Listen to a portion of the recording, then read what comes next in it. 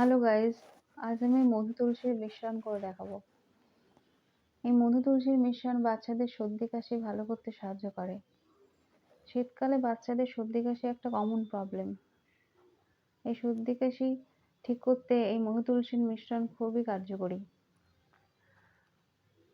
তুলসীর মধ্যে anti fungal আর antibacterial properties থাকে, যা ইনফেকশনের এগেনস্টে ফাইট করতে সাহায্য করে।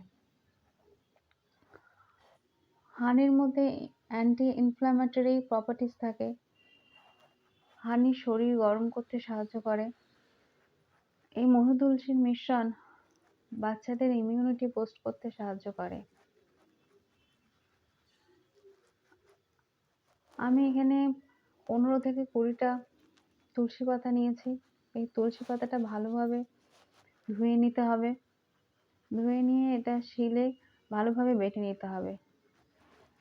খুব মিহি করে বাটতে হবে এবং সেই মিশ্রণটা মধুর সাথে মিশিয়ে বাচ্চাদের দিনে 4 থেকে 5 বার খাওয়ানো যেতে পারে।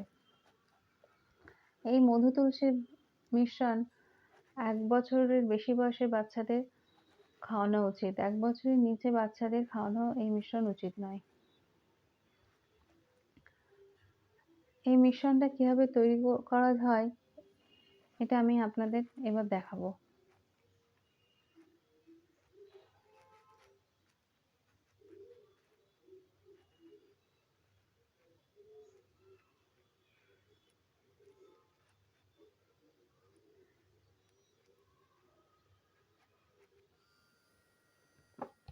আমি এখানে তুলসী পাতা নিয়ে নিয়েছি। তুলসী পাতাটা ভালোভাবে ধুয়ে আমি বেটে নেব। শিলনোড়ায় ভালোভাবে বেটে নেওয়ার পর এরকম দাঁড়িয়েছে ব্যাপারটা। আমি একটা ছোট বাটিতে নিয়ে নিয়েছি। এবার এর সাথে মধু মিশিয়ে নেব। মধুর সাথে তুলসী পাতার মিশ্রণটা ভালো করে মিশিয়ে দিতে হবে। এরপর এটা বাচ্চাদের খাওয়ানোর জন্য রেডি।